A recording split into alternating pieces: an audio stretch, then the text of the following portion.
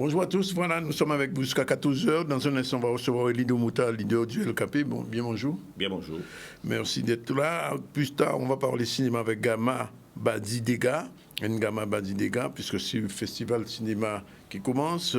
Ensuite, Aline Mijouen, nous prend garder nous. Chronique à la rencontre de soir avec Barbara et on va terminer avec la chronique Nature Fusée avec Cynthia Lefort. Sinon l'actualité, mais bien sûr, barrage à Rivière-des-Pérou. Depuis ce matin, tout à l'heure, on va voir ce qui s'est passé avec Harold qui était sur place. On ira faire un petit tour aussi en France, puisque Maurice Cessé a enregistré et a filmé ce qui se passait ce matin avec les Guadeloupéens. Et les Martiniquais, les Antillais qui étaient dans la manifestation française qui s'est faite ce matin, qui continue d'ailleurs en ce moment, puisqu'en ce moment il est 18h, pratiquement 18h en France, et il y a la Nation. Conférence de presse sur le piratage audiovisuel avec Charlie Dagonia, la Banque alimentaire de Saint-Vincent. Ensemble, la lutte contre la précarité alimentaire, on va en parler. Et puis, réunion échange à la Chambre des métiers et professionnels pour améliorer les formations. Tout de suite, un petit point. Avant d'écouter Elido Mouta, on part à Rivière-des-Pères. On va voir ce qui s'est passé ce matin. Rivière-des-Pères qui est en ce moment bloquée par des manifestants. Et vous voyez donc les forces de l'ordre effectuer une intervention. Ça a commencé vers 4h. 4h, ils ont commencé à mettre les barricades. Et à 4h30, il y avait le feu. Des grosses flammes. Alors, voilà. Qu'est-ce que vous pensez justement de ce mouvement social? D'un côté, c'est bien et d'un côté, c'est pas bien. Pourquoi? Parce que j'aime pas la violence. Mais il défend une cause. Parce que la retraite à 64 ans, moi je viens d'être à la retraite, on est fatigué. Même à 50 ans, ça dépend les métiers qu'on fait, on est épuisé. Donc mes enfants sont jeunes, ils ne sont pas déjà au travail, qu'on pousse les gens à travailler jusqu'à 64 ans. Donc il faut laisser la place aux jeunes. À pas qu'il y ait une réforme des retraites qui est en jeu? Non, il n'y a pas que ça. Il y a ça, hein, mais ça fait déjà encore Bita à monter plus fort. Mais il faut nous attendre que. Parce que depuis, pour Bita Covid là, avec les soignants, tout ça, regardez, ça est fait en mois de novembre, il y a déjà 2 ans. Et il faut nous attendre encore. Tant qu'un problème n'a pas réglé. Non, mais tout ce qui se fait est volontaire. Pas n'y a rien qui a fait qui n'est pas volontaire. C'est calculé. Pourquoi nous en chemin là? Il y a qui a fait en sorte que nous descendons. Et donc, nous descendons, qu'on dit, ben voilà, il y a voilà.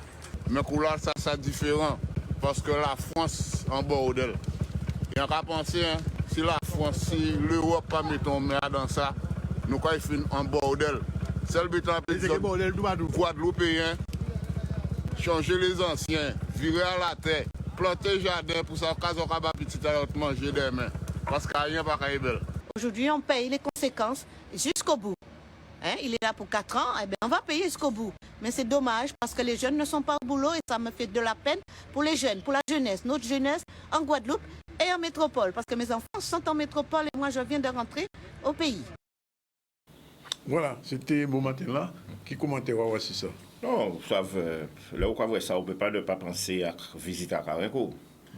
Carenco rencontré nous au mois de juillet 2022. Carenco dit nous comme ça, fait confiance, il y a des solutions, il y a un vrai Premier ministre, il y a un ministre de la Santé, il y a un vrai nous très vite pour faire nous des propositions pour la réintégration des suspendus. Et si les négociations allaient l'ensemble de la plateforme, que ce soit sur le pouvoir d'achat, l'accès à l'emploi pour les jeunes, la situation des gens qui réprimés, les gens qui emprisonnés, etc.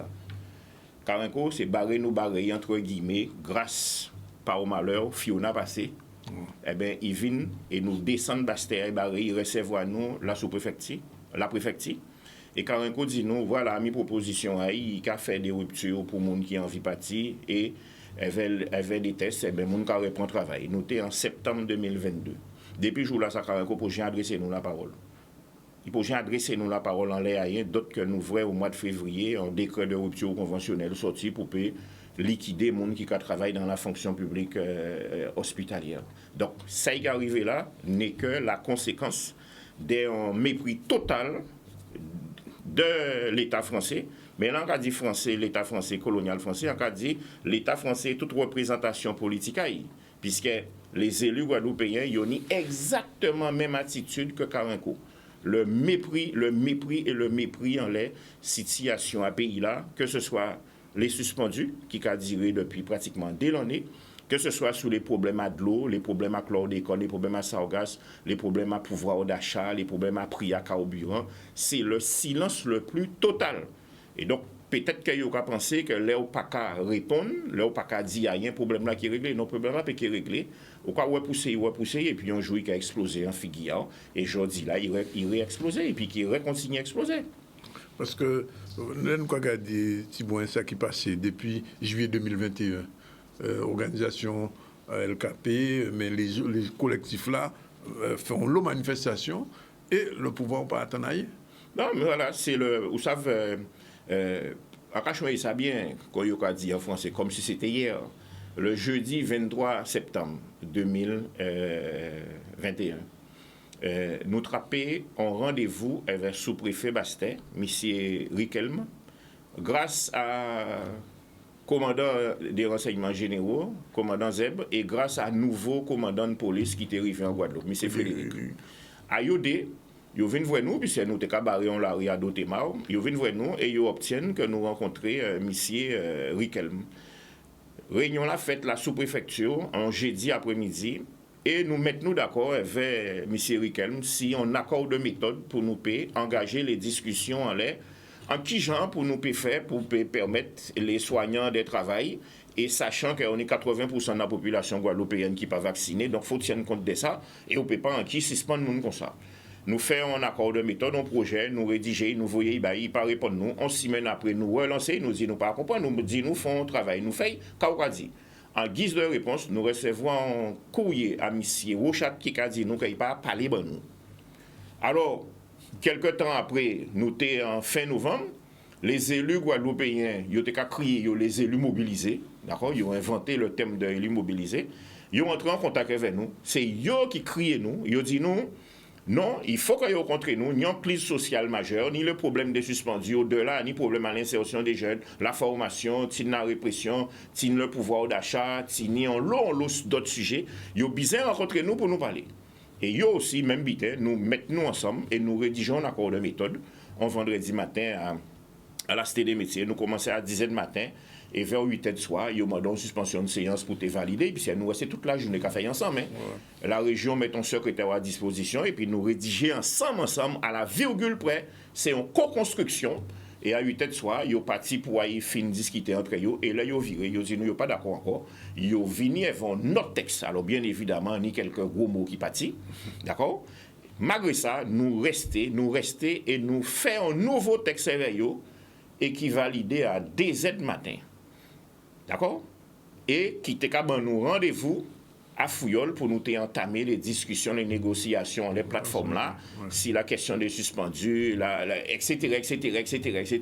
Et jour là, ça, ils sont venus, Sapoti, Losbar, Chalus, et d'autres, ils mettaient main à eux en les bords à table, ni on y prend la parole, et ils disent non, qu'ils n'ont pas parti, ils n'ont pas resté.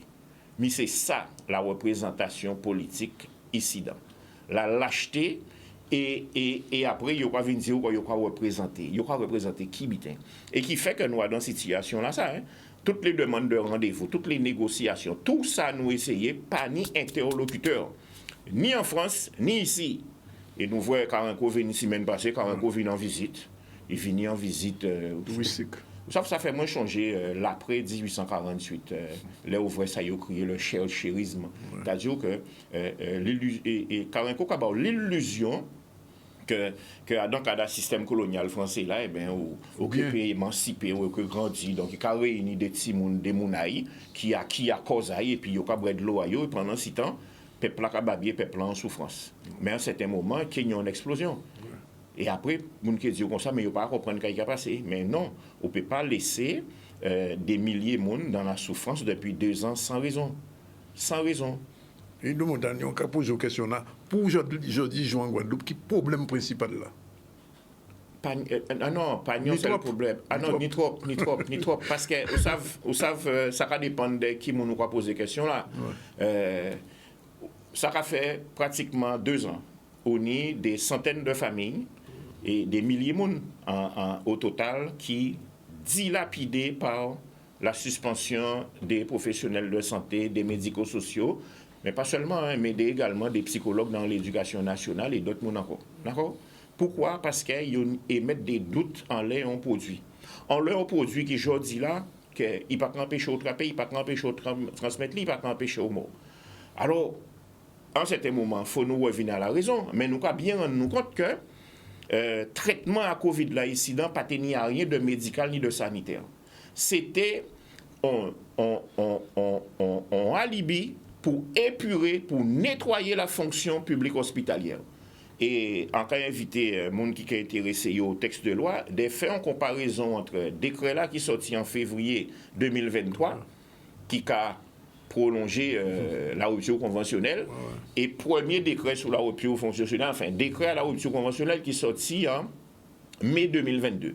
En mai 2022, les gens qui étaient expressément concernés, c'était uniquement les suspendus. Uniquement les suspendus. Jodi là, dans le décret à 2023, là, il a dit les gens qui sont concernés, c'est les gens qui n'ont pas mis un schéma vaccinal à jour. Ça veut dire que ce n'est pas seulement les suspendus, c'est tout le monde qui prend yon, qui ne prend 2, qui ne prend 3, qui prend 2, qui ne prend 3, ou bien qui a un certificat de rétablissement périmé. Ça veut dire que l'objectif c'est de diminuer le nombre d'agents dans la fonction publique hospitalière en Guadeloupe et en Martinique. Ça extraordinaire, c'est des décrets qui ont concerné, des décrets dérogatoires qui, à mon avis, anticonstitutionnels, qui ont concerné rien qui la Guadeloupe et la Martinique, parce qu'il faut considérer qu'il y a trop de monde qui travaille dans l'hôpital en Guadeloupe. Et pour preuve, le nouveau CHU à Dotemar, c'est 600 lits. C'est 200 lits en moins. Ça veut dire qu'aujourd'hui, là, il y a estimé ni entre 300 à 400 personnes qui en trop.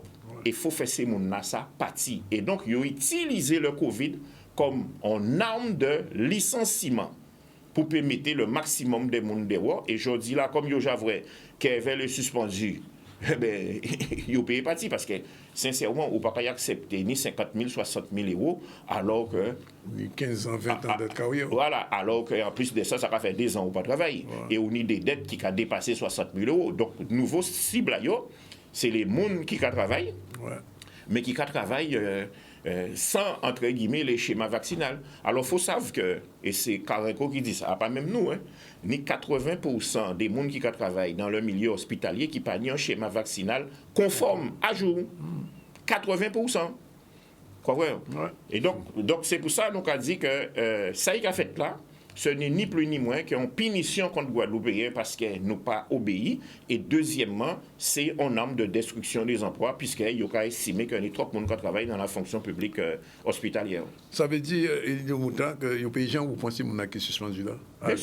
Mais si, c'est pour ça qu'il y a sauté des codes comme ça. C'est pour ça que la France a sauté des codes. Vous savez, il y a deux bitins qui ont gêné. Le premier bitin, c'est la contestation.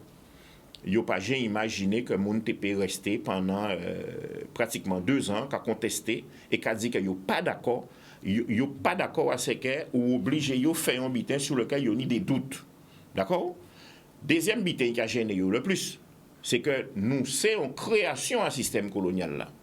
À l'abolition de l'esclavage, on est pratiquement 90% des gens libérés, c'est des gens qui font en esclavage.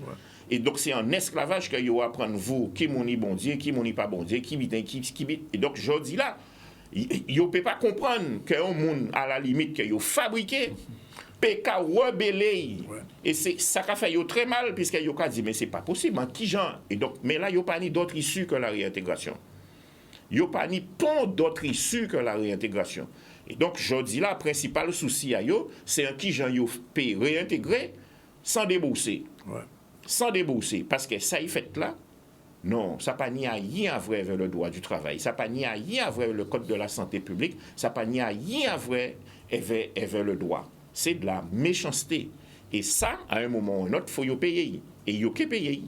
Alors, pour l'autre problème là, c'est pour Madlou là. Ça, c'est un problème, il n'a pas daté des jours de là, ni de 2009, ni de rien. En 2009, déjà, il y a des décisions qui étaient prises, qui n'ont pas jamais appliquées, finalement. Tout à fait. Tout à fait, qui n'ont pas jamais appliqué, ou ni raison. Hein. Si on a changé bien, c'est les articles 31 et suivants, pas même bien changé, si c'est bien ça, ouais. Bon, nous pas ni boule de cristal, nous pas apprédit. Mais sincèrement, si l'IOL, Gilo, l'État colonial français, Mapan Charles, et Mampo Langevin, et pour le citer seulement, c'est là, et l'association des maires et les élus, tout bon confondu, et respecter les accords du 4 mars 2009, nous pas en situation là ça. Nous pas en situation là ça. Certainement que tous les problèmes pas résoudre. Mais nous pas ni aujourd'hui là 70% de pertes et que Karenko a osé venir en Guadeloupe a dit ouais si même passé il a réparé 2 fuites quand il a réparé 30 fuites. Ouais. Depuis 2009 nous dit il faut en moyenne 1,2 million à 1 milliard 200 1 milliard 500 millions pour payer mettre un réseau de production et de distribution neuf en Guadeloupe. Je dis là, pas ni photo si ça. Et donc, on peut faire un pistolage pour permettre mon aide ni de l'eau. Mais tant qu'on peut faire ça, nous ne ni l'accès à l'eau. Encore rappeler que l'accès à l'eau, c'est un droit fondamental reconnu au niveau des Nations Unies. Donc, je dis là, le tour d'eau, c'est anticonstitutionnel. Ouais. Le tour d'eau n'a pas existé en droit. Il n'y a pas coupé de l'eau à monde. Bien sûr, mais il n'y a pas coupé de l'eau au centre, même au courant. Ouais. Et après, là, au bout de cochon là, il y a pas dire comme ça, des semaines après, ouais, mais l'eau est impropre à la consommation. Donc, non, c'est totalement irrespectueux. C'est un crime contre la Guadeloupe et c'est un crime contre les Guadeloupéens, d'autant plus que au passage réellement qu'il y a de l'eau là, même si on a des analyses qui apparaissent dans les sites à le ministère de la Santé, mais d'une commune à l'autre, d'un prélèvement à l'autre, on a des indicateurs qu'on peut trouver à dans commune, et d'autres indicateurs qu'on peut pas trouver à dans commune. Et curieux, hein? Alors que l'un des plus gros fléaux ici dans le chlordécone, pas ni analyse à chlordécone et ça, les analyses qui diffusaient dans les sites à ministère de la Santé. Parce que l'autre jour, prendre de l'eau amoureux pour vous y engager. Vous savez, ça là, on voit ça en passave. Sincèrement, en contre de Guadeloupéen, on a espéré que de l'eau amoureux et de l'eau à du manoir que vous voyez dans le Nord Grande Terre, il n'y a pas ni pesticides et il n'y a pas ni chlordécone. Sincèrement, nous avons espéré ça. Parce que ce n'est pas normal qu'on a fait des retenues d'eau et qu'on a voyé sur des terres en Nord Grande Terre, des terres qui normalement pas ni chlordécone, et qu'on n'a pas prendre le minimum de précautions pour assurer que de l'eau là qu'on a transféré là, pas ni pesticides, pas ni chlordécone. Ça, on ne peut pas imaginer ça. Et donc, c'est pour ça que nous à l'initiative de l'UGTG, il y a quelques années, nous décidons de créer une association, l'association guadeloupéenne d'action contre le chlordécone. Il a occupé, il y a qui de ça? Qui des chlordécones il a occupé? Alors, il faut savoir que l'UGTG, partie civile, a un dossier là, qui a daté depuis 2006 là. Mais nous, relativement discrets, nous pas parler, nous pas travailler le dossier. Et nous créons l'association là, ça, à côté. Et donc, au nom de l'association là, ça, nous interpellons M. Chalus, nous interpellons M. Losbar, nous interpellons M. nouveau préfet là, M. Lefort, pour dire comme ça, nous mettre à disposition nous les analyses et les prélèvements que vous faites pour nous être sûrs que pas ni bon problème à notre l'eau là. Mais pas de réponse. Hein. Pas de réponse. Pas ni bon réponse. Renseignements pris auprès de la presse, ils ont tout refusé de répondre. Alors, ça a laissé nous penser que pas ni analyse qui fait. Ouais. Pas ni analyse qui fait, d'autant plus que nous enseignons, nous menons l'enquête jusque là il faut. Pas ni prélèvement qui fait. Et s'il y a un prélèvement qui fait, il fait après transfert. Ah, oui. Alors aujourd'hui là, nous allons utiliser les voies et les moyens qui sont à disposition à nous pour nous faire veille. Parce que, encore une fois, on y peine à imaginer qu'on peut faire transfert à de l'eau dans une zone qui fait partie du poisson bananier, Goyave, Capester, vers le Nord Grande Terre, sans prendre le minimum de précautions, ça veut dire faire des analyses qu'il faut. Ça, on est du mal à comprendre. Alors, c'est une question politique en question. De plus en plus, on voit tout partout, dans des déclarations que le KPK a fait, dans des graffitis, casse-code. Oui. Alors, c'est, encore vrai, le rapport à l'UGTG là, c'est dans les 2 derniers congrès à l'UGTG, c'est un terme qui revient à chaque fois casse-code. C'est un terme que LKP a employé aussi, et puis qu'on le Guadeloupéen a employé, parce que je dis là, il faut nous arrêter, voiler-nous la face. La France qui a fait nous évoluer d'évolution statutaire. En 1848, c'est nous, humains, qui subit l'évolution statutaire. Au sorti de esclaves, ou vin citoyen. Mais le rapport social là n'a pas changé, hein, au fond, puisque Métao vient patron. Ouais. Et en fin de compte, l'abolition de l'esclavage pérennisait la domination coloniale à dans notre forme. Quoi vrai? Mais c'est ça qui fait.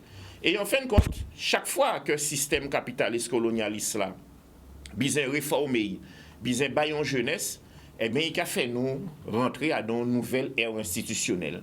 Et ça a nous l'illusion du pouvoir, l'illusion de la transformation sociale. Alors, ou tes colonies, après ça, on vient département, après ça, on vient département français d'Amérique, après ça, on vient au nom de la décentralisation, on vient région. Et en fin de compte, après ça, il a parlé de l'article 73 avec des compétences législatives nouvelles, etc. Mais en fin de compte, là, on va regarder, ou pas de l'eau, ou pas ni l'hôpital, on a 61% des jeunes de moins de 25 ans au chômage, on a 1500 personnes qui sont sortis du système scolaire sans qualification, sans formation, et au gangréné par toute qualité mot. Donc, en fin de compte, la réponse, ce n'est pas l'évolution statutaire dans le cadre de la domination coloniale, parce qu'en final de compte, ça y a fait nous quoi, comme étant le statu quo, mais le statu quo, ce n'est pas ne pas changer de statut dans le cadre de la domination, la République française. Hein. Le statu quo, justement, c'est rester en bas domination à l'État colonial français. Et donc, là, je dis là, nous attendons, nous parler d'autonomie, on dit non. L'autonomie, c'est le statu quo dans le cadre de la domination coloniale française. Et en plus, il y a invité les gens qui sont intéressés par ça, il a créé l'autonomie aujourd'hui là en Europe. La fameuse charte de l'autonomie régionale qui a daté de 1997, de juin 1997, qui juste quelques mois plus tard, il a fait en assemblée à l'Assemblée nationale, il a fait une journée spéciale sur les institutions dans les DOM. Et après ça, le rapport Lise Tamaya, en l'évolution statutaire en nous, etc., etc. Quand nous rendons compte, tous les pays, et notamment les grands pays de l'Union européenne, ils ont tous organisés en régions autonomes. L'Allemagne sont fédération de régions autonomes, l'Italie sont fédération de provinces, l'Espagne sont fédération de provinces. Tous les pays de l'Union européenne, c'est des fédérations de régions autonomes. Donc, je dis là, le grand capital a demandé la France, par l'intermédiaire de l'Union européenne, de réformer institutions pour mettre en règle vis-à-vis des règles, des directives de l'Union européenne. Donc, la France, en 2003, il utilisait nous pour faire un bouillon, pour voir qui genre de statut qu'il a fait, pour y rentrer dans le cadre à directive de l'Union européenne. En 2010, il fait en Martinique et en Guyane. Et là, il a revenu à la charge. En 2015, il fait en France. Il commençait, il avait la loi Notré. Il sortit de 22 régions, il passait à 15 régions. Et aujourd'hui, là, la nouvelle étape, c'est la région autonome. Et pour cela, il a utilisé la Guadeloupe, la Martinique et la Corse comme étant des brouillons pour y voir qui a fait les régions autonomes. Donc c'est pour ça que je dis là, la région autonome de Guadeloupe, ce n'est pas une revendication. C'est ni plus ni moins que l'application pure et simple à directive, à le grand capital international et à l'Union européenne qui est même au service du système capitaliste. Mais c'est ça la réalité. Donc, pas ni pont évolution, ni intellectuelle, ni politique, ni sociale, ni culturelle, dans le cadre de la domination coloniale. Ça, très clair, il faut nous comprendre ça. Hein? Les évolutions institutionnelles, quelles qu'elles soient, PTOM, 73, 74, Assemblée unique, c'est habillage à le carcan colonial. Ou la jole, mais il y a dire ou peigner en rose, peigner en bleu, ou bien mettez papier peint, ou bien mettez fleurs, etc.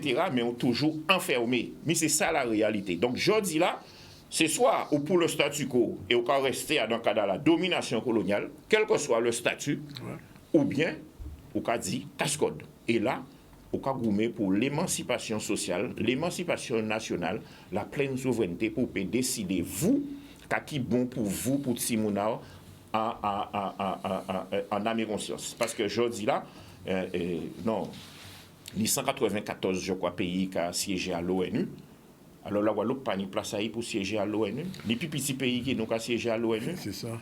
Et nous avons dit que nous sommes une nation. Eh bien, si nous sommes une nation, nous prenons résolument chimé à cascode, à l'émancipation sociale et nationale à travailler avec le peuple Guadeloupe. Un dernier mot, il de montage, au-delà, c'est 10e journée grève la France qu'a fait contre la retraite. ça a commencé à bander en France vers, ça a quoi créer des violences, mais enfin, violences policières aussi, il y a une violence policière. Qui j'en vous qu'à voir situation à la France aujourd'hui jour? Parce que en novembre de 2021, t'es ni barrage en Guadeloupe, t'es ni petit moins différent à la rue, monde monté au créneau. Mais en France, c'est plus mauvais. Elle a capé monter en France. Alors. À part ça, mais ok, ouais, remarqué que le patronat n'a pas dit rien. Ouais. Ici, il a traité Guadeloupéen de tous les mots, mais là, le MEDEF n'a pas dit rien, alors que là, ça a bandé. Hein. Ouais. Vous savez, il n'y a pas de choix. Le 1er janvier, Emmanuel Macron, là, il fait vœu, il dit comme ça, les devoirs valent avant les droits. Ouais. Ça, c'est une phrase qui est très grave. Un monde qui a ici la terre en toute liberté. D'ailleurs, là, on a lu le code de procédure pénale. Le code de procédure pénale, il ne peut pas empêcher de voler. Il ne peut pas empêcher de tuer au monde, il ne peut pas empêcher de faire rien.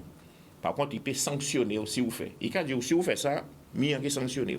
Parce qu'ils savent que la liberté, ou qu'à vivre si t'es en liberté. D'accord? Et que liberté, bien évidemment, là, il est confronté à la vie en société, eh bien, ou qu'à mettre des obligations qui permettent de contraindre la liberté et de respecter la liberté à l'autre là. Mais les Macron qui a dit que les devoirs valent avant les droits, il a considéré que pour accéder à la liberté, il faut soumettre vous.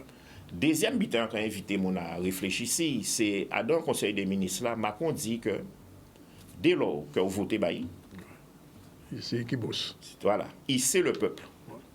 C'est que Macron a considéré que le fait qu'il vienne président, alors qu'il y a à peine 20% des gens qui votaient au premier tour, donc il a représenté 20% de l'électorat français, il a considéré qu'il c'est le peuple parce qu'il a ni le pouvoir et que dès lors qu'il a ni le pouvoir et qu'il est président, ou pas ni rien à dire.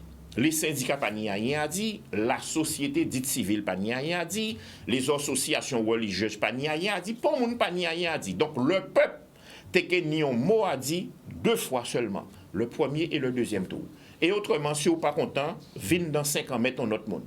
Ça s'appelle la dictature. Ce n'est pas ça la légitimité démocratique. La légitimité démocratique, il n'y a pas d'électoralisme, mais il n'y a également la société civile, ni les syndicats, ni les gens qui ont parlé, ni les gens qui ont écouté ça, mon cas dit. Et je dis là, tout comme en Guadeloupe, là on est 80% des gens qui ne prennent pas piquet là. Là on est autant de gens qui ont la rue. Là ni gens qui ont babillé et qui ont dit, mi ça nous voulait, écoutez-nous. Et bien, on a sorti de piédestal là, et on a vu entendre ça, mon cas dit, et on a ouvert les discussions. Autrement, c'est la dictature. Donc, en France, aujourd'hui, là, nous entamer, nous rentrer vraiment à un chimère, un régime autocratique, un régime dictatorial. Macron, c'est un dictateur. Et tout le monde qui soutient Macron, c'est sujet à dictature à Macron. Et ici, nous avons un résultat là. Nous avons un résultat là. Ouais, car on a venu ici, donc on a ces bougas l'entour là, qu'on des petits self. Non, c'est pas sérieux. C'est pas sérieux. Mais il ne faut pas non plus nous attendre à autre chose que ça non plus. Hein. Juste un mot, il y a une prochaine mobilisation qui est prévue ces jours-là, ça? Alors oui, alors au Souela, mais aussi au Souela, ni meeting devant Big CHU, à partir de 7h de soir. Ni meeting, donc nous avons invité mon vini. Alors, ça va concerner tout le bidin. Hein. Nous avons fait devant CHU là, c'est pour continuer les camarades soignants fausses. Parce que nous avons remercié également tous les milliers de Guadeloupéens qui ont nous dons, qui permettent nous de bailler, on décroît. On décroît, c'est pas un salaire, on décroît, c'est pas manger tous les jours. Mais on décroît, c'est simplement pour yo kembe, parce que yo ni raison. La liberté pas ni prix. Donc, au soir, la meeting devant CHU là, à partir de 7h de soir. Et jeudi 30, nous avons fait un assemblée à partir de 9h30 devant parler de la mutualité pour nous manifester.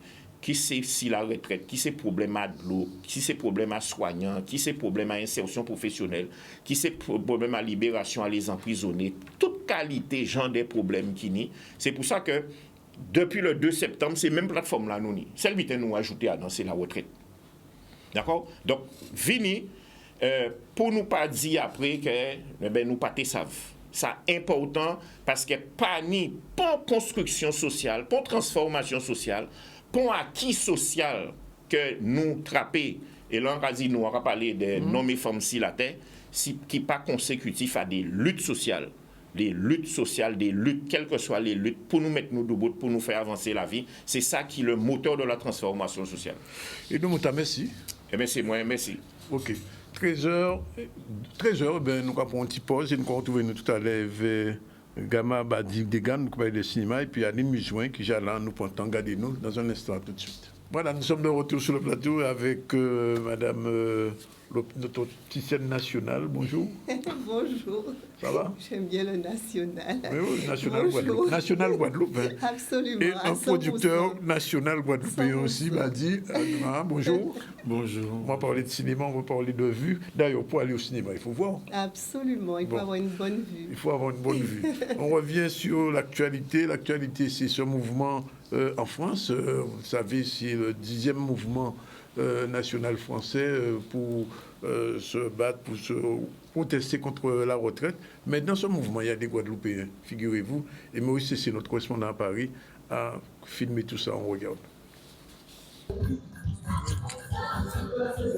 Voilà, Outre-mer News, nous sommes au niveau de la place de la République, la 10e mobilisation de cette réforme contre les retraites, l'appel de l'intersyndical, des manifestations un peu partout dans les villes. Nous avons quelques compatriotes avec nous. Alors, déjà, madame, vous manifestez, je suppose, contre la réforme. Pourquoi?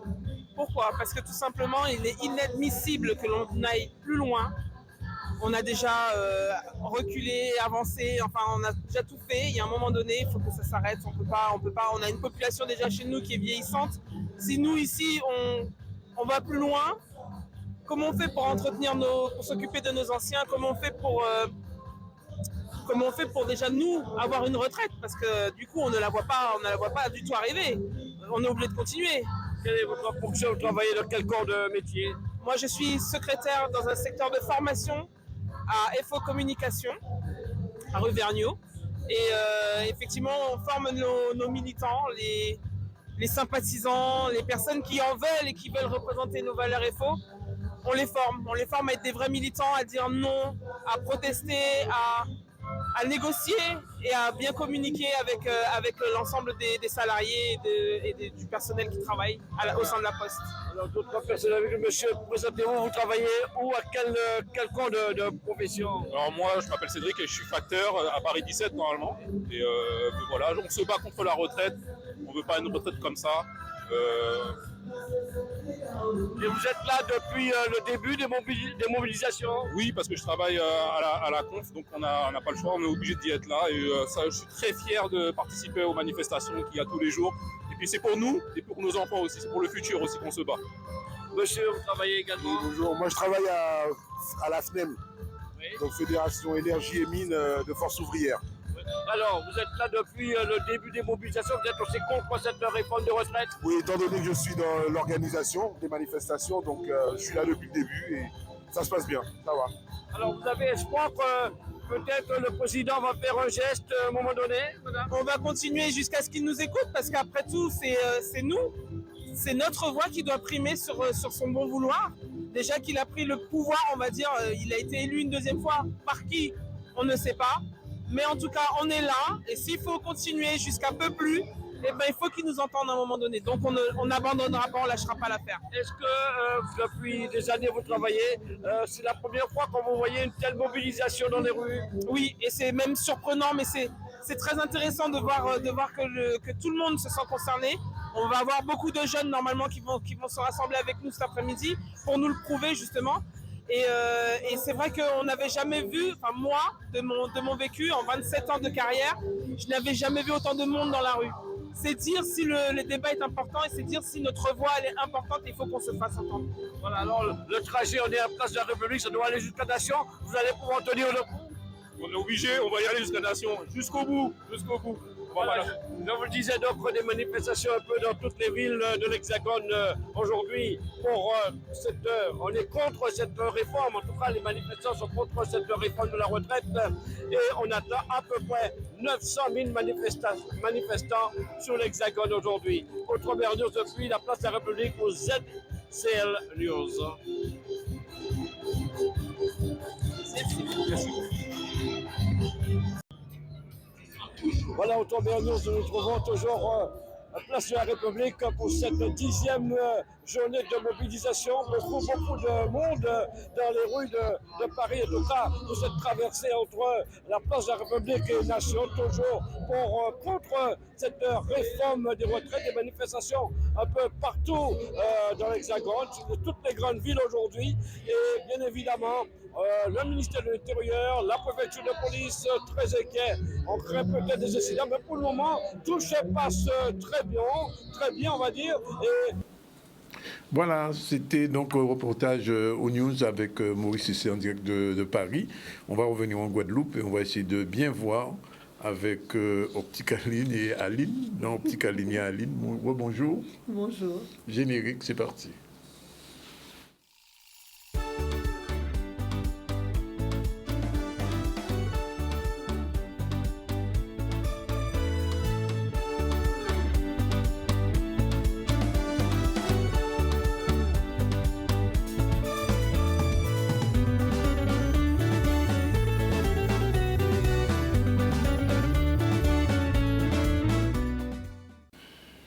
Alors, on va voir quoi aujourd'hui? Alors aujourd'hui, on va parler de la vue et de la conduite. Oui. Vue, conduite et vision. D'accord. Mais cette fois-ci, on va faire quelque chose de différent. D'habitude, c'est vous qui me posez des questions. Oui. Mais pendant 1 minute 30, juste 1 minute 30, Waouh! je vais prendre votre place. Et Merci. c'est moi qui vais vous poser des questions. Bon, j'espère que je vais réussir à mon examen. Alors, ce n'est pas un examen. Je repasse mon permis, là, c'est ça? Non, même pas. Même pas. Ce n'est pas un examen, ne le prenez pas. Alors, je ne teste pas vos connaissances, c'est juste votre ressenti. D'accord. Et je demanderai aux personnes qui sont derrière l'écran de faire de même. D'accord. On se prend en jeu. Nous sommes On se d'accord prend en ou jeu, pas? pas de problème. C'est parfait. Bon, Alors, la première question Oui. est de savoir, selon vous, quel est le sens qui est le plus utilisé au niveau de la conduite? Ben, ça peut être que la vue. Hein? C'est la vue, Oui. exactement. La Et vue, donc, c'est la vie. Exactement. Et donc, selon vous, toujours, quel est le pourcentage d'informations qui est donné par rapport à cette vue? Ben, Par rapport le à ce conducteur, sens-là. Ben, j'ai envie de dire presque 100%, hein, ou pas loin de 100%. Voilà, mais vous n'êtes pas loin. 90%, 90%. des informations que nous utilisons au niveau de la conduite Oui. sont fournies par la vision. Tout à fait. Alors, toujours une avant-dernière question.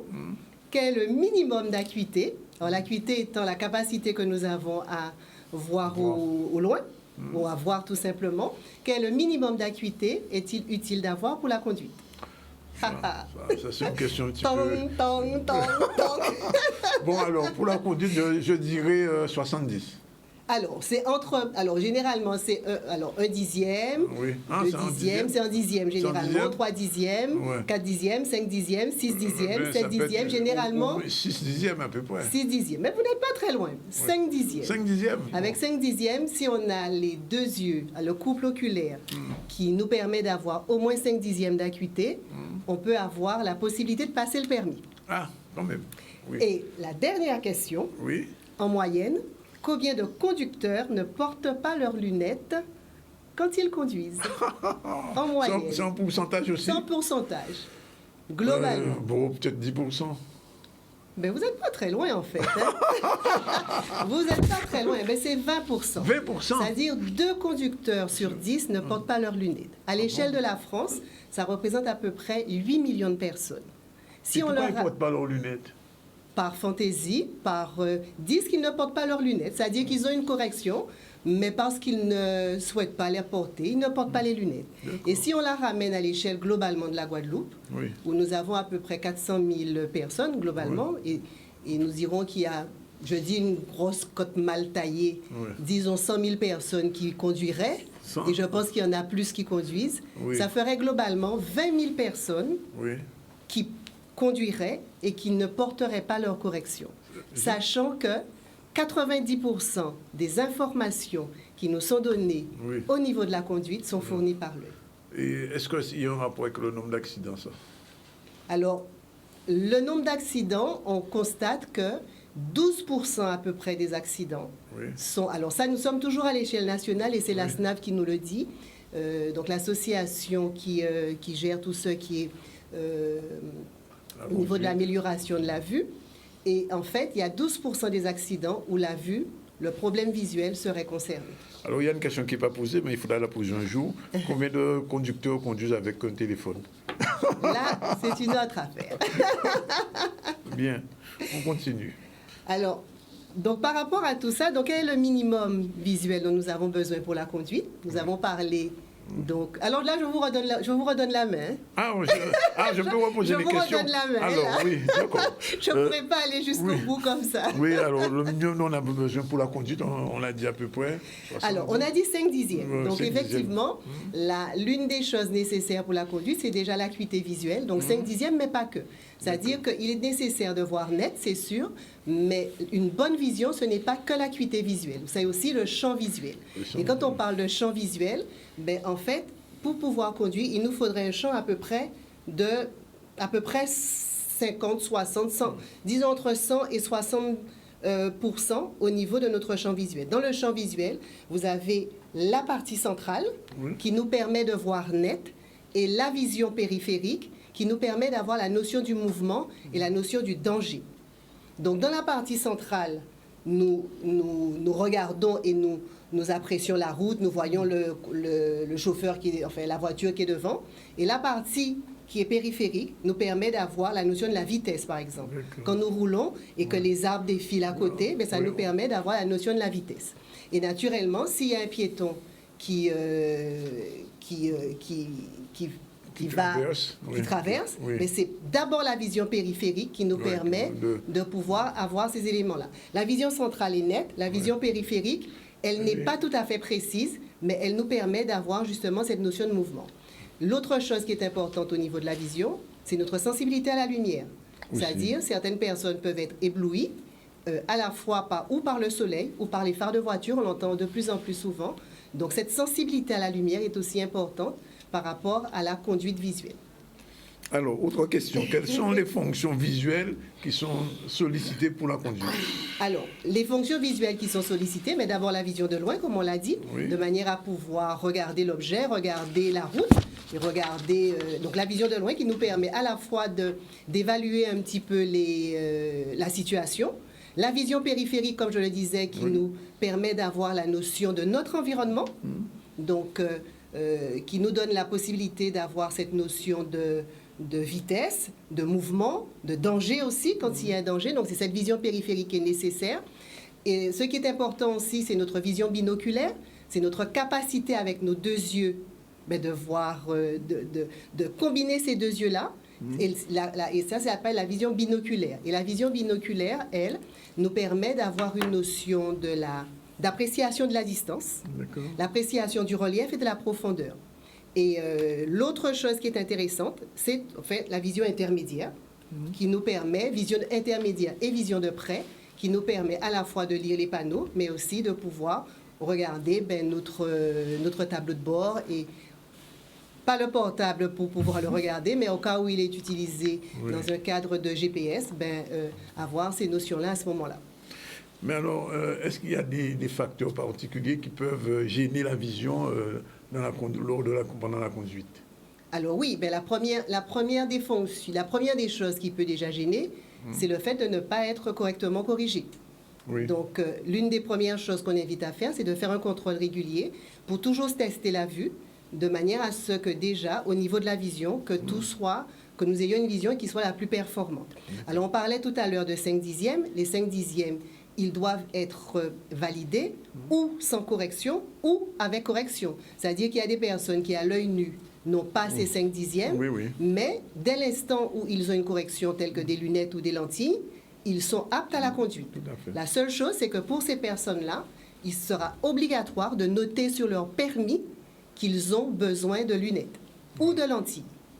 Et donc, à ce moment-là, ils doivent toujours, quand ils prennent le volant, avoir une paire de secours ou une lentille de secours au cas où ils auraient un souci ou un problème. Avoir toujours la possibilité de pouvoir parer au mieux. Au plus précis. Au plus précis. Les autres choses, naturellement, qui peuvent interférer, c'est tout ce qui est d'ordre météorologique, à savoir la pluie, le brouillard, le soleil, quand il y a luminosité trop importante, et puis les choses dont où je mets particulièrement le doigt, ben, c'est l'alcool, tout ce qui est de l'ordre des stupéfiants. Et puis, donc, tous ces éléments-là sont amenés à modifier notre schéma visuel, à modifier notre capacité de pouvoir apprécier les distances et nos réactivités. Ce qu'il y a aussi qui peut intervenir, c'est la notion d'éblouissement. On a parlé tout à l'heure d'éblouissement par rapport au soleil, mais aussi par rapport aux phares de voiture. Il y a des personnes aussi qui sont très sensibles, qui ne conduisent pas la nuit ou qui ont plus de mal à conduire la nuit.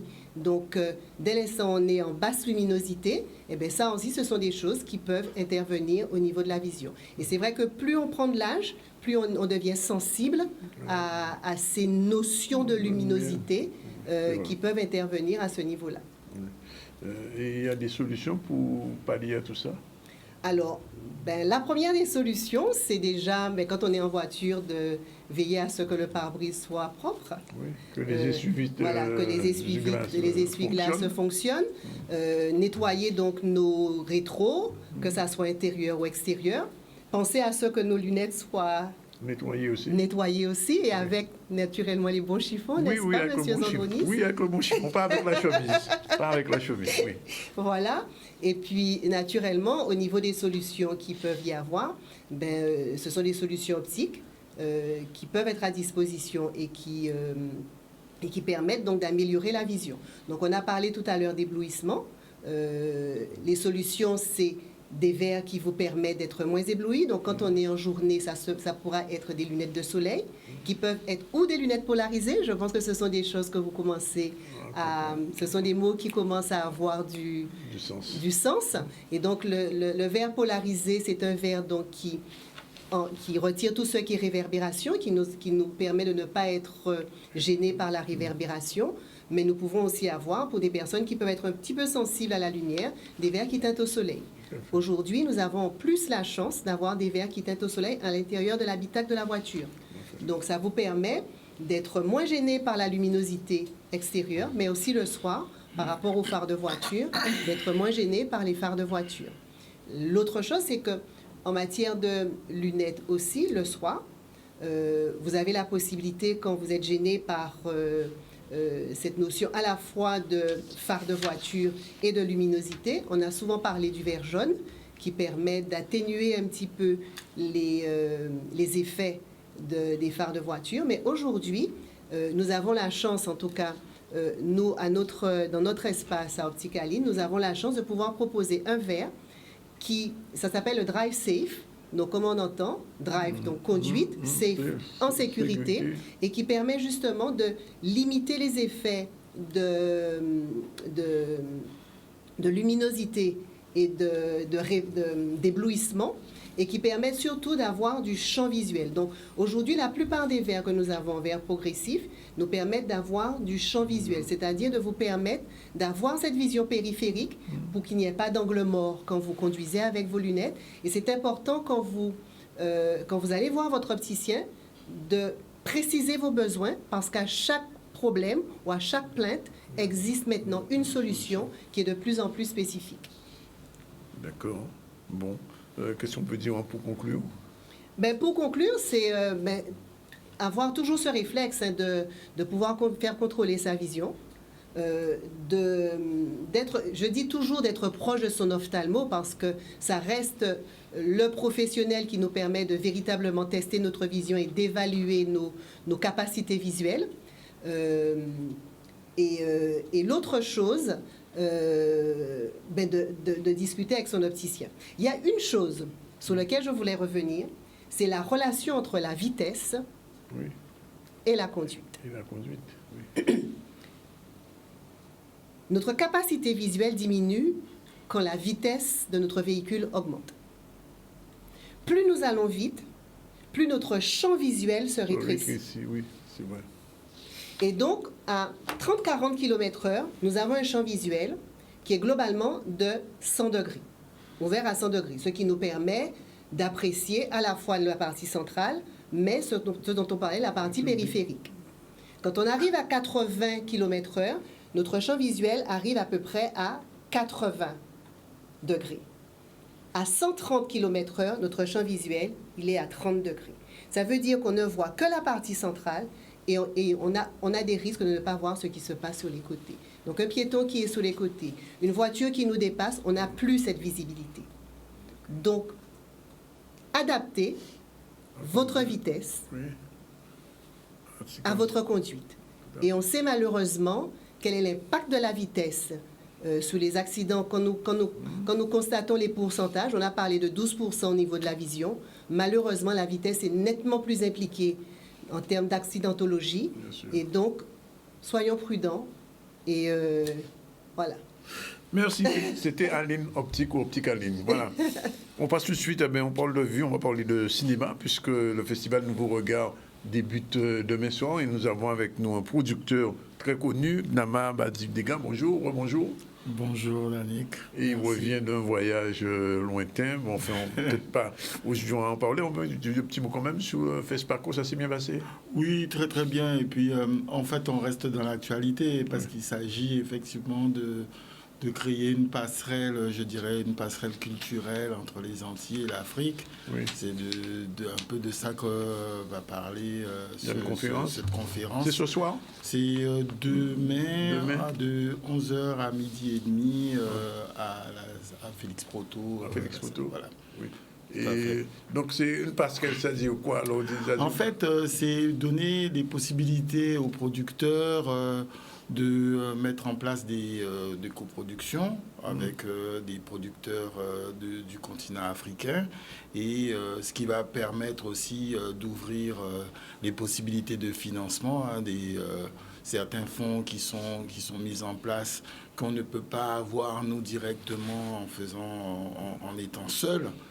C'est pour ça que c'est intéressant effectivement de mettre en place des coproductions pour ouvrir sur plus de financement. Et effectivement, il y a plein de fonds qui existent aujourd'hui, comme les fonds OIF, les fonds de la francophonie, fonds Jeunes Création francophone. Il y a plein de guichets en fait qui existent aujourd'hui et par le biais de ces coproductions peuvent nous donner des accès. Donc, et puis en plus, nos histoires se rejoignent un petit peu sur certains plans. On a des histoires qui se ressemblent. Donc, idéalement, c'est de mettre ces coproductions en place, nous permettent d'être plus forts. Voilà, c'est ça un petit peu l'idée. Comment se porte, en 2 mots, comment se porte le cinéma africain en ce moment? Très, très, très bien. Vraiment très bien. J'ai été au FESPACO président du jury des séries et des films d'animation. Il y avait des projets vraiment extraordinaires. Ça produit beaucoup. Pour donner des exemples sur des régions comme la Côte d'Ivoire ou le Togo ou le Sénégal, c'est pas moins de 15 à 20 séries par an, ce qui est énorme. On a un vrai vivier d'acteurs aujourd'hui dans ces régions. Et puis, on commence à avoir effectivement des projets avec la Guadeloupe, notamment. On a des projets, je prends l'exemple du projet de Mariette Montpierre, par exemple, qui aujourd'hui prépare une série où on a des acteurs du continent qui vont participer dans cette série. C'est déjà une forme de coproduction. Pareil pour Christian Lara, sur lequel on va tourner au mois de mai, un projet qui fait venir 3 acteurs burkinabés, du Mali et de la Côte d'Ivoire. Donc voilà, on est vraiment dans la passerelle culturelle. Il faut rappeler que Saint-Éloi avait gagné quand même... Oui, bien sûr, l'Osotigui où la Guadeloupe était pays invité d'honneur. C'était vraiment un événement important et qui nous a conforté aussi dans cette démarche de mettre en place cette passerelle culturelle. Donc j'encourage effectivement tous les producteurs à s'ouvrir à ces coproductions parce que ça représente du financement en plus. Ça permet de se répartir un petit peu les tâches parce que lorsqu'on est tout seul, c'est beaucoup plus compliqué de tout faire. Par contre, si on se met ensemble et puis que chacun trouve sa place dans la coproduction, ça devient beaucoup plus simple et beaucoup plus efficace et beaucoup plus d'ouverture également, puisque nos œuvres peuvent circuler aussi bien dans la zone francophone que sur l'Afrique et même sur les zones d'Afrique anglophone. Et même aux États-Unis, pareil, on a des exemples bien précis qui... un dernier mot m'a dit Destin Paradise, c'est 8e année déjà?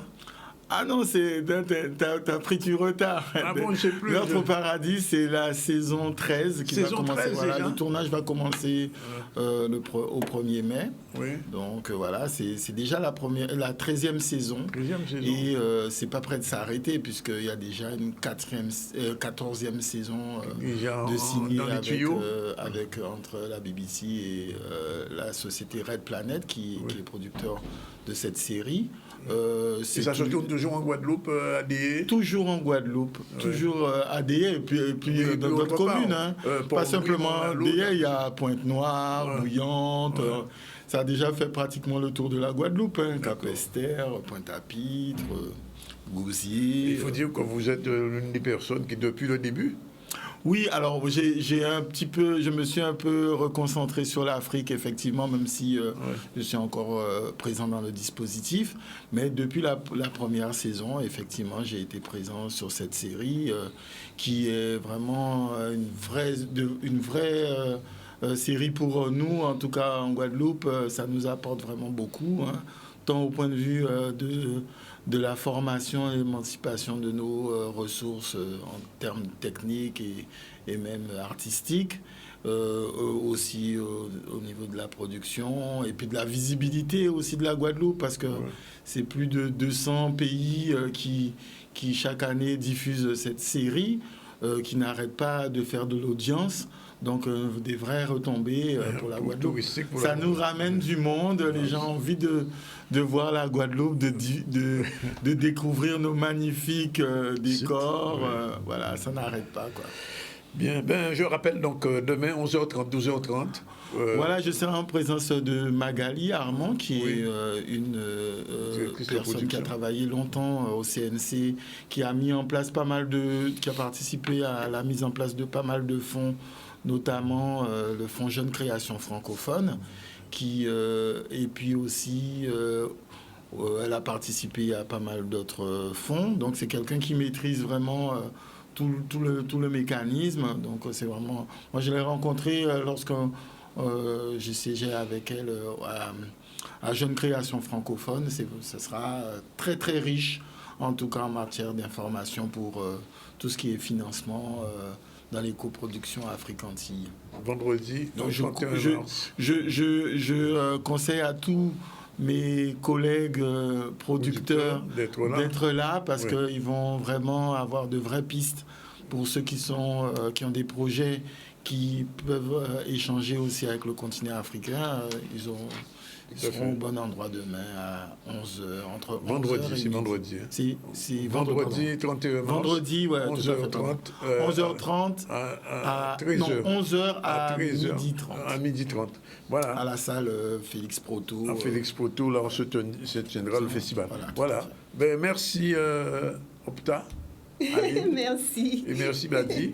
Et on finira avec le petit slogan. Oui. Au volant, la vue, c'est la vie. Oui, c'est vrai, en plus. À tout de suite, deuxième pause. On se retrouve tout à l'heure avec Cynthia Lefort et Barbara Montpierre. Ce sont nos deux chroniqueuses, l'une sur la rencontre de soi et l'autre sur le naturel, puisqu'elle est naturopathe. À tout de suite. Voilà, nos chroniqueuses du mardi sont déjà là. Bonjour Barbara. Bonjour Dani, bonjour à tous. Ça va et toi? Oui, et Cynthia est là aussi. Bonjour Dani, bonjour Barbara. Bonjour Cynthia. Et elles sont toutes les deux en vert. Pour une naturopathe, c'est normal. Pour une personne qui prend soin de soi, c'est aussi normal. On revient vers vous dans un instant. Le temps d'aller faire un petit tour à la conférence de presse sur le piratage audiovisuel. C'est parti. Charlie Dagonia. Quand c'est piraté, c'est raté. Le meilleur plan pour regarder les programmes avec toute la famille, c'est encore de les regarder sur l'échelle et les plateformes autorisées. En fait, il y a un risque en consommant le piratage audiovisuel. Aujourd'hui, si je vais sur un site de streaming, ce qu'on appelle les sites de streaming, si je vais sur un site internet qui propose des contenus de manière illégale, je m'expose à des dangers. Alors ça peut être des dangers à la limite très limités. Hein. Enfin, voilà, si je regarde une série qui est doublée en québécois, c'est un petit peu désagréable, mais c'est pas grave. Par contre, on a des dangers beaucoup plus graves avec l'exposition à des contenus pour adultes. Donc imaginez, un enfant regarde la télévision sur une offre piratée, son dessin animé préféré, et hop, en plein milieu du programme, on a un contenu pour adultes. Imaginez les dégâts que ça peut faire. Et ça peut arriver sur des offres illégales de télévision.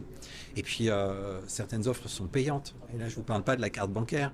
Soit on paye et on n'a pas de service derrière, ou alors pire, on paye, on nous dit que ça ne marche pas, on paye plusieurs fois et on peut se retrouver avec des sommes faramineuses débitées sur le compte bancaire. Parce que ce sont des réseaux organisés qui pilotent toutes ces plateformes de streaming. Alors concernant le piratage, ce qu'on attend en tous les cas de cette campagne, c'est qu'elle puisse au moins déjà sensibiliser les gens, parce qu'on s'est rendu compte qu'il y a une véritable problématique, déjà dans le fait que les gens ne sont plus en capacité d'identifier les supports sur lesquels ils consomment les œuvres cinématographiques, les films, pour résumer, parce qu'il y a pléthore d'offres, et parfois payantes, même si c'est du piratage, et parfois c'est payant. Donc il y a cette difficulté aussi d'identification, et puis le fait qu'on ne sait pas forcément qu'en tant que consommateur, on contribue aussi au piratage. Donc cette campagne de sensibilisation, elle nous a forcément, nous aussi, touchés à France Télévisions, parce que même si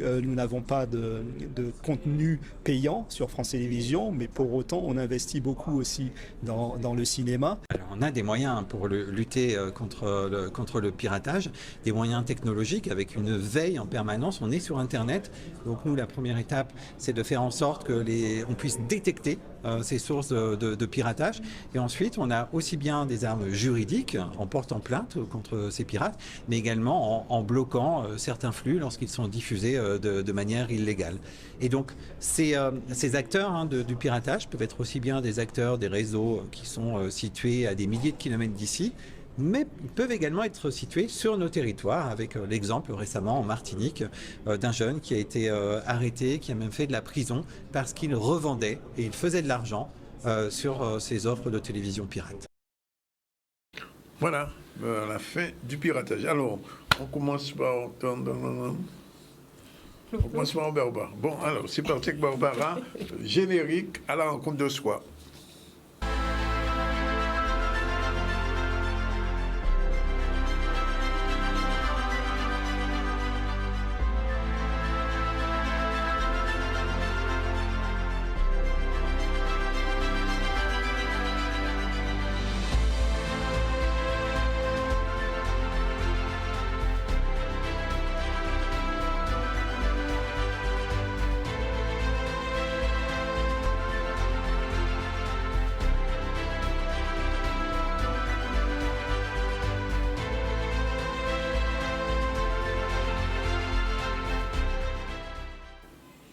Je suis sûr que c'est un sujet, Barbara, qui va intéresser tout le monde, encore plus que les autres. Hein.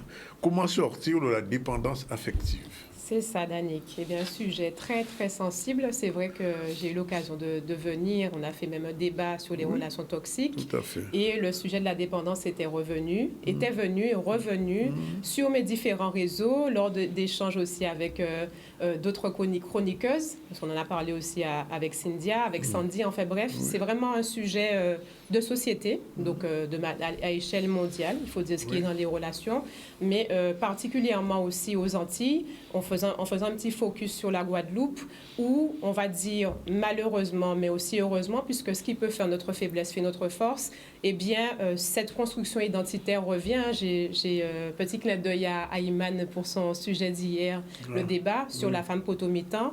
Eh bien, il est vrai que notre construction identitaire a aussi malheureusement contribué en quelque part à ce qu'il y ait une forme de dépendance, avec notamment le driver, fait plaisir, faire toujours plaisir, faire plaisir dans cette position. Voilà, et ne pas, ce qui est lié aussi avec le fait de ne pas savoir dire non. Alors, j'ai fait que démarrer tout de suite, Danick, mais une big dédicace aux téléspectateurs, contente de vous retrouver. Et j'en profite aussi pour dire que je serai présente tous les 15 jours Puis voilà, maintenant, on change, hein, puisqu'on était sur un format d'une semaine, mais avec des thématiques différentes. On verra sous quel format on se voit. Donc, je voulais faire cette petite... Il y a bientôt un débat qui est dans les hauts. C'est ça, un débat qui est dans l'air. Sur les, je peux déjà le dire, hein, sur les relations hommes-femmes, les relations aux Antilles entre les hommes et les femmes. Donc, focus sentimental qui fait le lien avec aussi le sujet qu'on va traiter aujourd'hui, donc la dépendance affective. Ça m'a intéressé, Cynthia, je suis sûr. Bon, alors, c'est vrai qu'on attend beaucoup quand des situations compliquées. Et oui, c'est-à-dire qu'en fait, j'ai eu l'occasion, et je pense que aussi personnellement, on peut être aussi dans des rapports plus ou moins compliqué. Tout dépend de la personne qui peut être en face, tout dépend de soi aussi.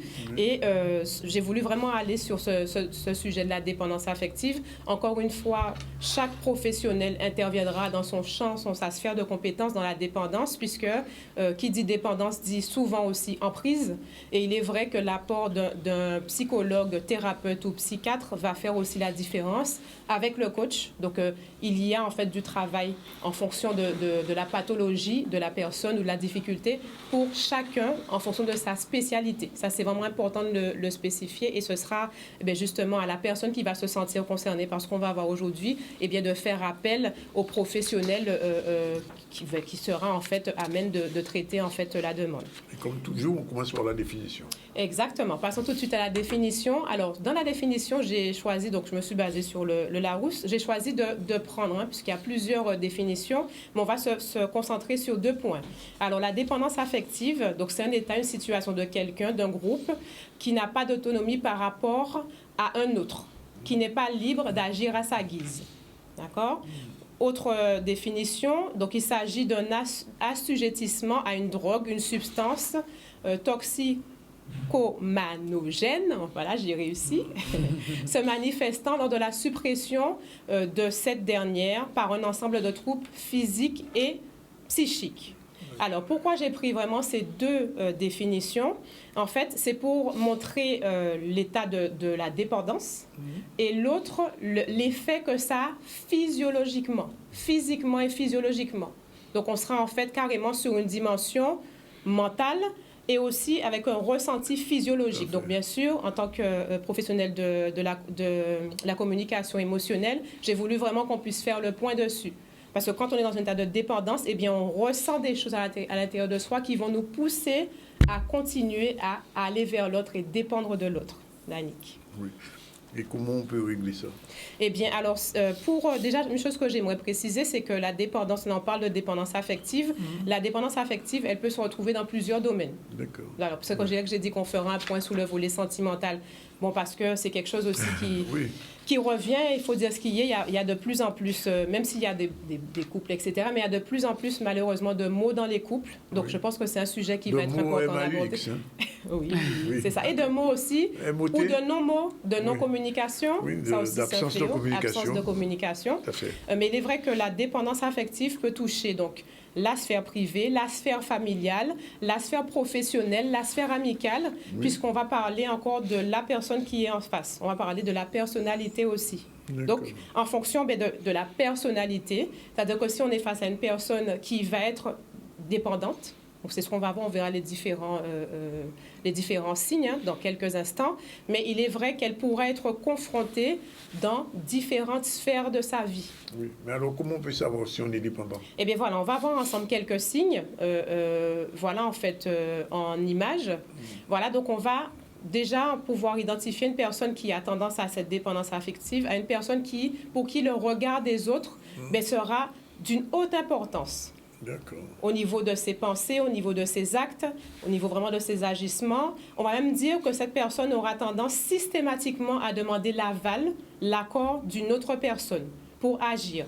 Donc, elle sera dans l'indécision. On a parlé de l'indécision aussi dans un sujet de chronique. Et bien, cette personne aura tendance vraiment à être très indécise et avoir besoin de l'autre pour prendre une décision.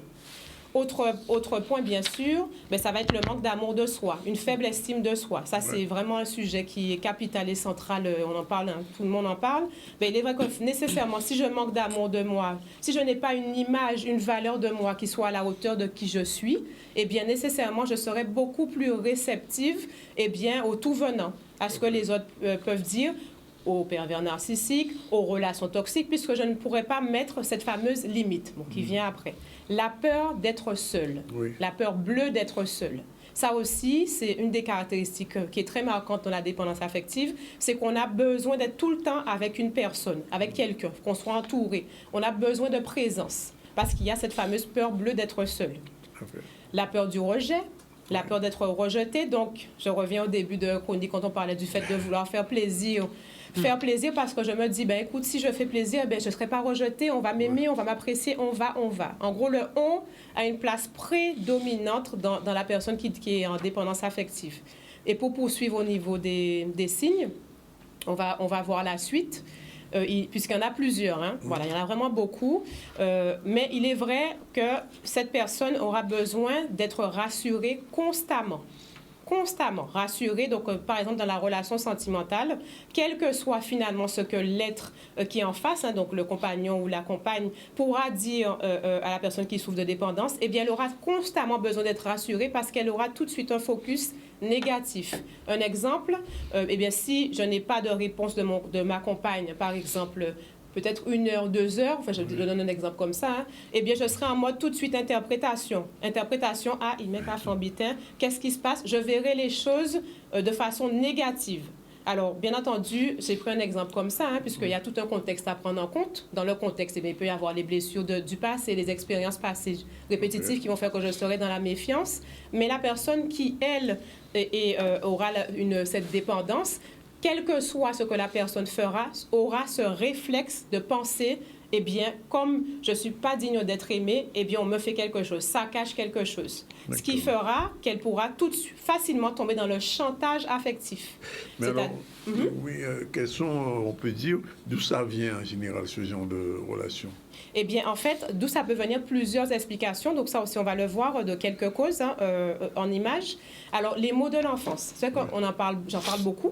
On en parle beaucoup, mais il est vrai que si, par exemple, j'ai manqué d'amour pendant mon enfance ou j'ai eu une enfance avec un environnement qui n'était pas sécurisant pour moi, sécuritaire, eh bien, je serais en manque d'amour, en manque d'amour de moi, pas forcément une construction identitaire stable, eh bien, j'aurais plus tendance à être dans la dépendance affective parce que je n'aurais pas eu nécessairement tout ce qu'il me fallait pour me sécuriser et finaliser mon enfance.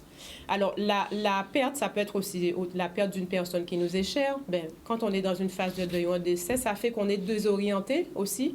Donc, ça peut être aussi un pilier qui s'en est allé, ce qui fait une perte de repère. Et cette perte de repère peut entraîner une dépendance. Encore une fois, ce n'est pas systématique, hein? Ça dépend de plusieurs causes. Une agression, des abus. Donc là, vraiment, ces personnes doivent faire appel à des professionnels pour les accompagner, pour ne pas rester dans peut-être aussi une forme de mutisme. Et plein d'autres cas, hein, plein d'autres causes. Par exemple, on peut parler d'un accident, d'une maladie, d'un handicap, ou tout événement finalement qui va faire que ça va chambouler mon être. Ça va chambouler mes habitudes, chambouler finalement même mon socle de valeurs et de croyances parce que finalement, je serai ébranlée. Et du coup, dans ce cas-là, ça peut arriver qu'on tombe dans une forme de dépendance par rapport à une autre personne. Et comment on en sort? Comment en sortir? Et juste pour terminer au niveau des causes, donc il va y avoir aussi, on le répète parce que c'est important, le manque d'estime et d'amour de soi. Voilà, ça c'est nécessairement, ça revient toujours. Alors, pour en sortir quelques... Oui, pour en sortir, justement, c'est ça la question. Parce qu'on a vu toutes les causes, on a vu les effets, alors comment on en sort?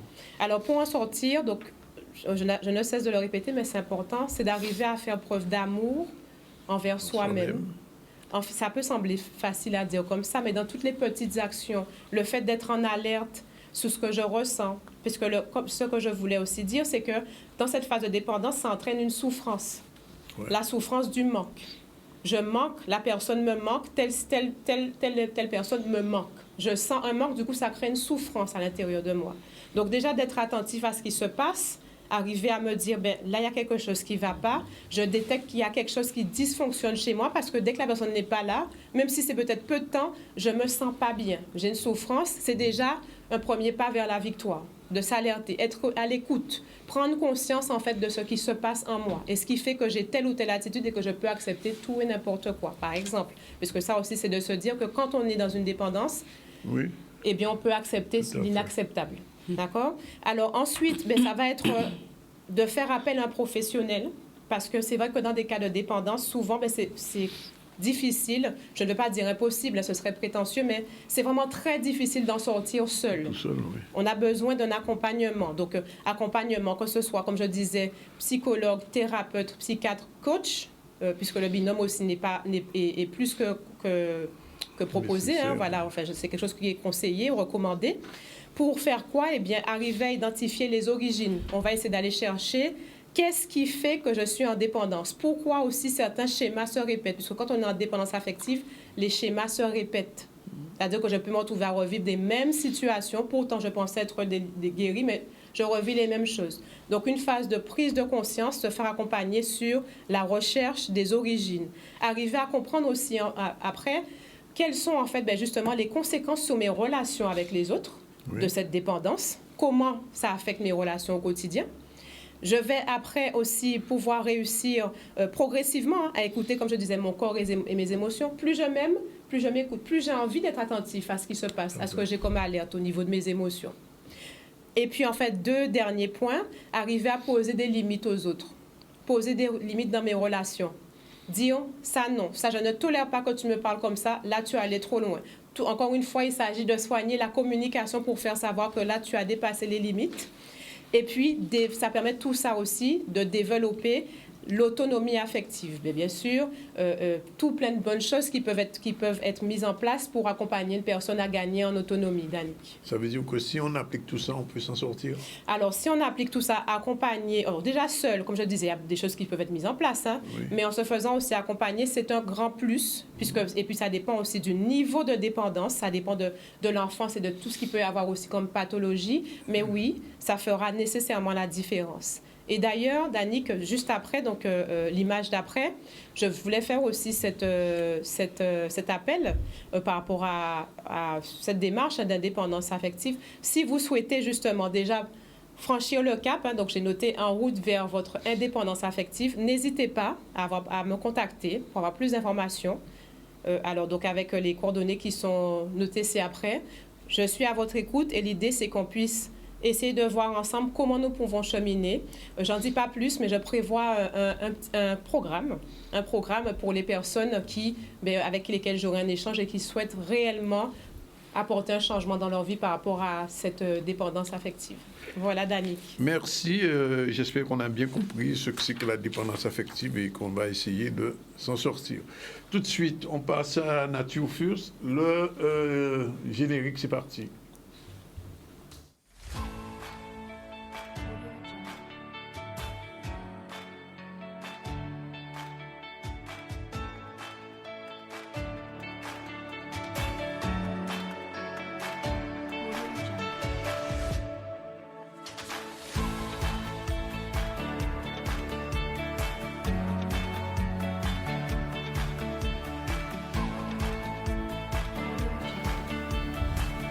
C'est la seule chroniqueuse qui a un nom préfectoral.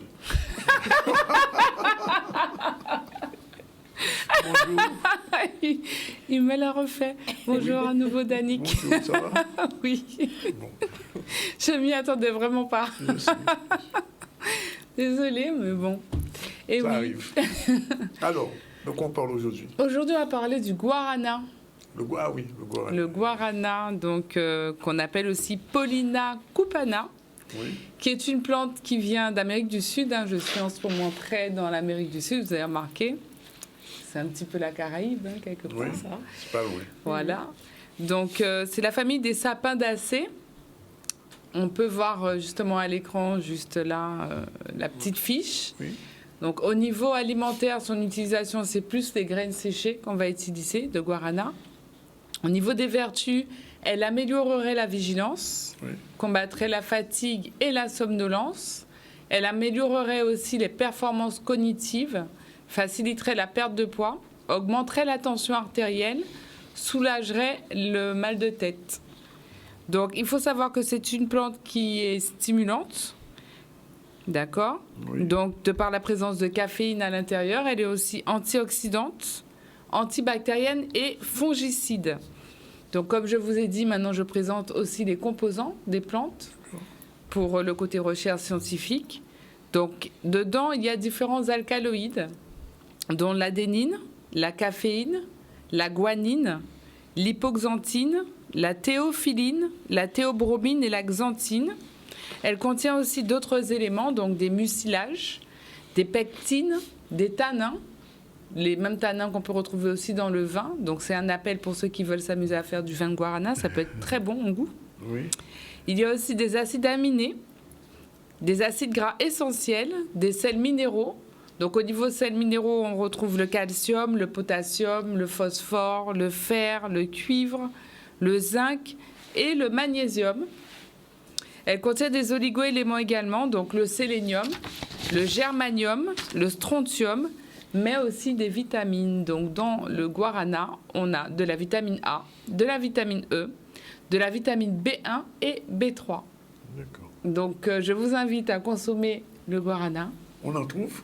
Alors on en trouve en poudre, on en trouve en jus. J'ai vu, c'est le Cola Champagne. Non, oui. C'est la même marque qui fait Cola Champagne qui fait guarana la boisson. Oui. Autrement, moi je vais m'en proposer en gélule également. D'ici semaine prochaine, il y aura des gélules de guarana qui seront disponibles. Au niveau des doses, il faut prendre 2 à 4 grammes par jour avant les repas de guarana. Donc ça permet d'avoir un petit peu la pêche, de garder un effet stimulé toute la journée parce que ça contient de la caféine. Après, n'oublions pas qu'on a vu il y a 2 semaines le maté, avec la matéine. Oui. Donc c'est pourquoi je reviens ici avec le guarana et la caféine, pour qu'on puisse bien faire la différence. Donc quand on prend le maté, on ne prend pas en même temps le guarana. Si on veut prendre le maté, par exemple, que le matin, eh ben, à midi, on va prendre sa petite gélule de guarana. Voilà, tout simplement. Et j'aimerais juste dire, Dani, que j'ai testé le maté. Le maté. Mais alors, résultat? Eh bien, écoute, en termes de pêche, bon, alors, ça fait vraiment du bien. Oui. Et alors, j'aimerais dire à ces mesdames, peut-être, qui ont envie de peut-être perdre 2 petits kilos, que ça coupe la faim. Ah bon? Ça coupe la faim, donc tu l'avais dit. Effectivement, oui. Voilà. Et puis en termes vraiment de dynamique et de pêche, on sent la différence. Merci pour le retour. Ok, mesdames, on vous remercie toutes les deux, les dames en vert et madame la préfète aussi. Oh non. On a remercié. On va la retrouver la semaine prochaine. Voilà. Le ZCL est fini pour aujourd'hui. Je rappelle qu'en début du ZCL aujourd'hui, on a reçu Élie Domota, le leader du LKP, avec qui on a fait un tour assez complet de la situation en Guadeloupe. Il nous a expliqué un petit peu ce qui se passe et ce qui ne fonctionne pas, que ce soit l'eau, que ce soit le problème des suspendus, problème aussi de l'autonomie. Ensuite, nous avons reçu Badi Dega, qui est producteur, qui donne rendez-vous dans le cadre du festival de cinéma Nouveau Regard. Ce sera vendredi à partir de 11h30 jusqu'à 12h30 environ, Félix Ponto, pour parler de la coproduction entre les producteurs guadeloupéens et les producteurs africains. Il y a une passerelle qui va être installée et le rendez-vous est donné à tous les producteurs guadeloupéens. Ensuite, bien sûr, Cynthia, elle est encore là. Merci d'être là. Le fort, elle s'appelle. Et on a avec aussi Barbara. Sinon, pour l'actualité, nous sommes allés à Rivière-des-Pères parce que ce matin, on ne pouvait pas s'y occuper pour aller se rendre à la Baïf. Il y avait un rôle était sur place, on a vu un petit peu le reportage. Nous sommes allés à la conférence de presse sur le piratage audiovisuel et puis nous avons fait un petit focus sur ce qui s'est passé en France, qui se passe en ce moment en France. C'est la 10e journée de manifestation. Voilà, c'est fini pour aujourd'hui. Rendez-vous demain à partir de 12h30. Ciao, bye bye. La réalisation, c'était Yann avec son assistante Njoana et l'assistante de Barbara, Vanessa, c'est ça? Rebecca. Oui, voilà, Rebecca. Voilà. Première venue, pas la dernière. Ciao, bye bye, à demain.